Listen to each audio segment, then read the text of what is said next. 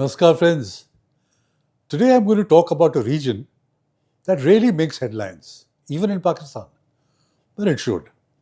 The region is Gilgit-Baltistan, or rather Pakistan-occupied Gilgit-Baltistan, or PoGB, a land of glaciers, rivers, and the world's tallest peaks, K2, Nanga Parbat, Rakaposhi, a land that legally belongs to India, a land that feeds the Indus, the most important source of water for Pakistan.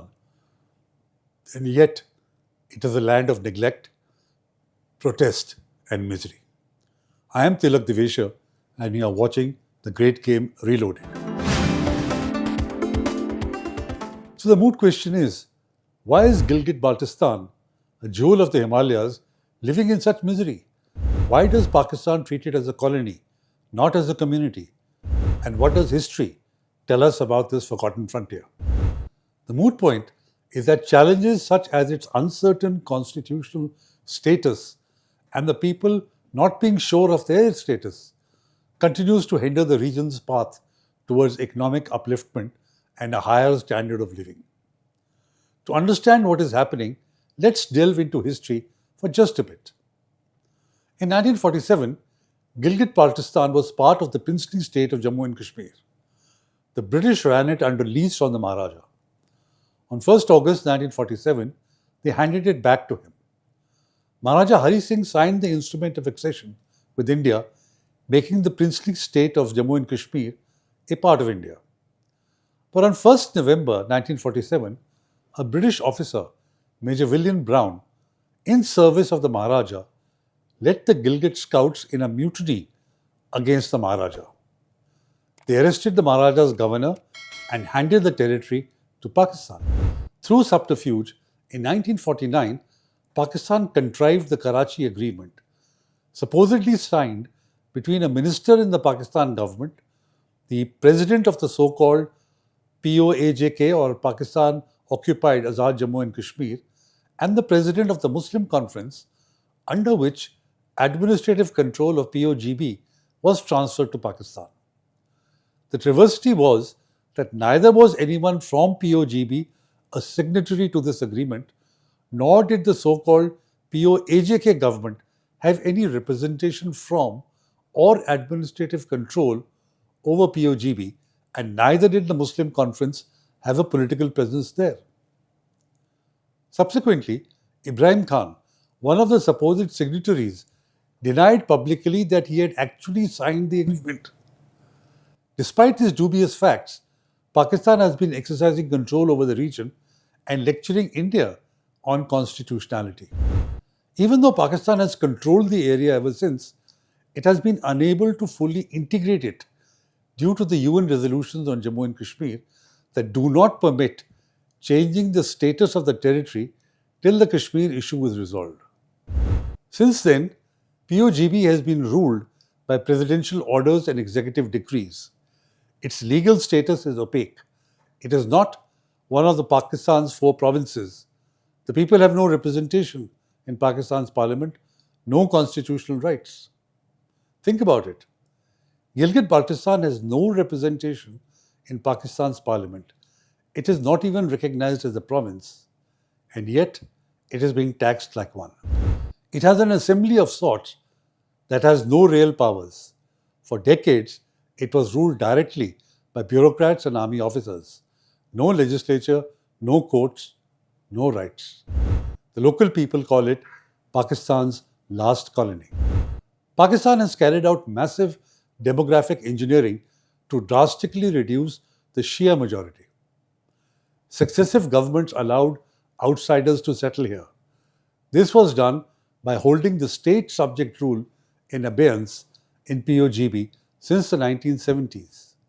This rule held that no outsider could claim to be a subject of the princely state and hold property. This was done to deliberately dilute the Shia Ismaili character of the region by facilitating the migration of a large number of Sunnis from Pakistan. From 1998 to 2011, due to large-scale migration, it is estimated that the population in PoGB surged by 63% as against 22% in the PoAJK, where the state subject rule was still in force. Today, Shias are barely half the population. Sectarian violence was also manufactured that has scarred the land and created hatred between communities. For India, Gilgit-Baltistan legally remains part of Jammu and Kashmir. The 1994 unanimous resolution of Parliament declared, and I quote, "The state of Jammu and Kashmir has been, is, and shall be an integral part of India, and any attempt to separate it from the rest of the country will be resisted by all necessary means." Unquote. India has consistently rejected Pakistan's attempts to alter its status, especially through the China-Pakistan Economic Corridor, or CPEC. Fast forward to the present and the existential crisis of floods. PoGB is home to over 7,000 glaciers, the largest concentration outside the poles. Climate change is melting them at record speed, leading to floods. Temperatures in PoGB crossed 48 degrees centigrade, creating dangerous glacial lakes. Experts say PoGB's glaciers are retreating by 50 to 30 meters every year. Every summer, walls of water burst from glacial lakes. Locals call it Jheel Fatna, the lake breaking. Every summer, the floods return and sweep through the region. Roads are washed away, children lose schools, families lose homes, and precious lives are lost. This year has been no different. In August, a glacial lake outburst flood, or GLOF, from the Shishpir Glacier surged through Hasnabad in Hunza. The torrent swept away two major bridges on the Karakoram highway, the lifeline of the region, gone in minutes. It destroyed sections of the Karakoram highway, Pakistan's gateway to China. Protective walls collapsed, irrigation channels vanished, drinking water pipelines were washed away. Entire villages in Hunza and Nagar were cut off. 8 volunteers died in a landslide while repairing a water channel. In Skardu and Gizir, flash floods destroyed homes in several villages. Families are now living in tents, and communities are without power. Fallen electricity poles have left entire districts in darkness. So what happens when disaster strikes? The people fend for themselves. Volunteers rebuild roads with shovels. Communities cook food in shared pots. Children study by candlelight. Islamabad? It sends VIPs in helicopters. They make promises. They fly back after making those promises. Even the Prime Minister flies in for photo ops. And then silence. Flood victims in Hunza and Skardu say they have received little to no government aid. Compensation is delayed. Relief committees exist only on paper. Flood victims say, "We don't need sympathy. We need schools. We need roads. We need electricity." And every year, the cycle repeats. Floods come, promises follow, nothing changes. Decades ago, glaciers were stable because they were melting normally. Now, extreme heat waves trigger excessive melting of glaciers by feeding, swelling, and bursting lakes at higher altitudes in the region. Satellite and field-based data have identified more than 50 glaciated lakes posing significant threats to downstream settlements. Some of them have already wreaked havoc on various settlements, agrarian land, and essential infrastructure. If the current heat persists, they will intensify glacier melt in the years to come. This could wipe out glaciers located at relatively lower altitudes, leaving the entire region water stressed, since 70% of the Indus River is fed by glacier melt water. Alongside the glacial lake outburst flood, GLOF events, the heat waves have also accelerated the hydrological cycle, as seen in frequent cloudburst floods in different valleys of PoGB, KPK, and PoAJK that caused huge losses to human life with widespread devastation. Climate change in Gilgit-Baltistan, apart from being an environmental challenge, also reveals deep structural failures.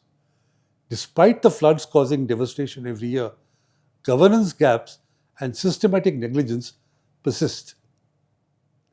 This year, the anger has overflowed, not just against floods, not just against Islamabad, but against the system, against China, against decades of neglect, against exploitation.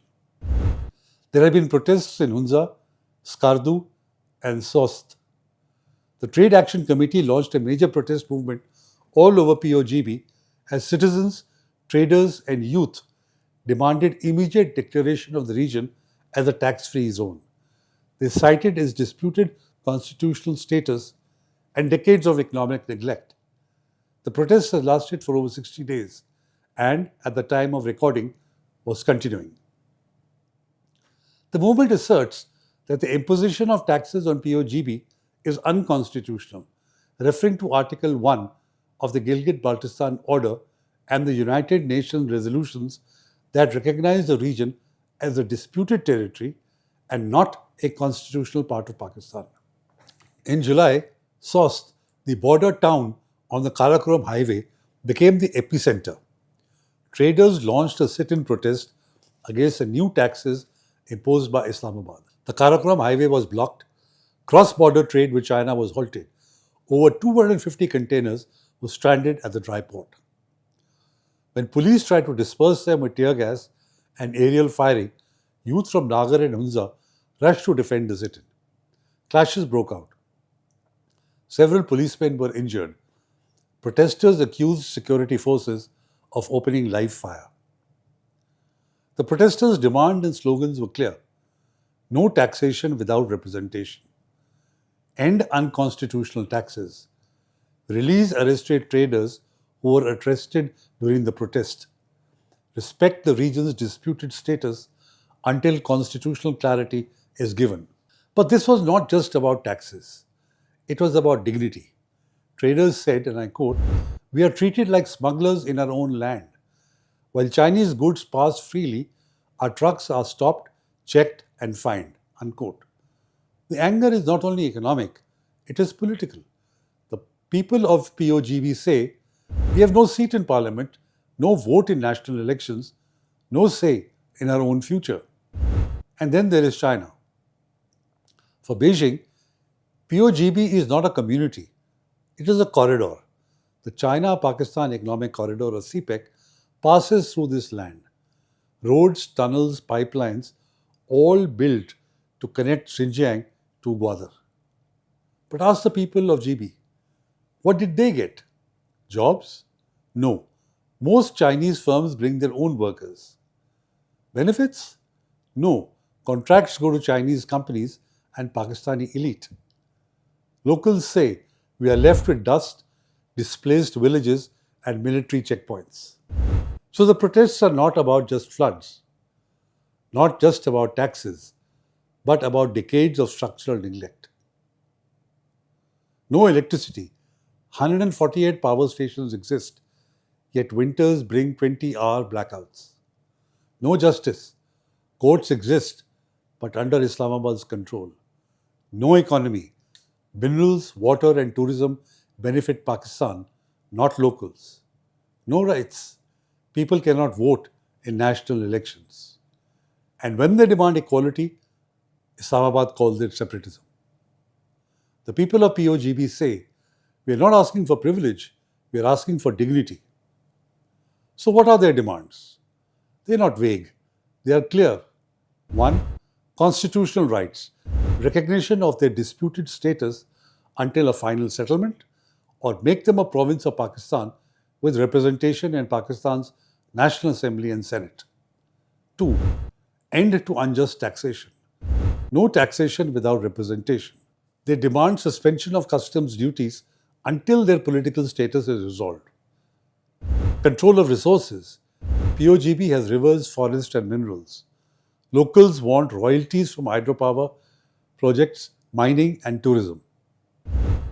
Infrastructure. Better schools, hospitals, and electricity. Protection of culture. Stop demographic engineering.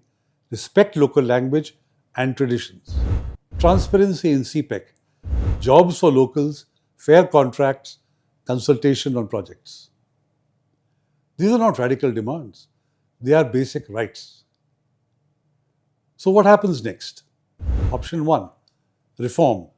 Islamabad listens, grants rights, shares revenue, builds trust. Option 2. Repression. Protests crushed, leaders jailed, anger driven underground. Option 3. Escalation. Climate disasters intensify, China expands its hold, PoGB becomes a flashpoint, not just between locals and Islamabad, but between India, Pakistan, and China. Which path will it take? History suggests repression, but the floods and the fury may change the equation. The people of Gilgit-Baltistan are asking a question. How long will Islamabad treat them as outsiders in their own land? And the world must ask another question. How long can Pakistan and China keep exploiting a land that was never theirs to begin with? Thank you for watching. Do like, share and comment. See you again soon with another topic. Until then, I am Tilak Divesha. Namaskar and Jai Hind.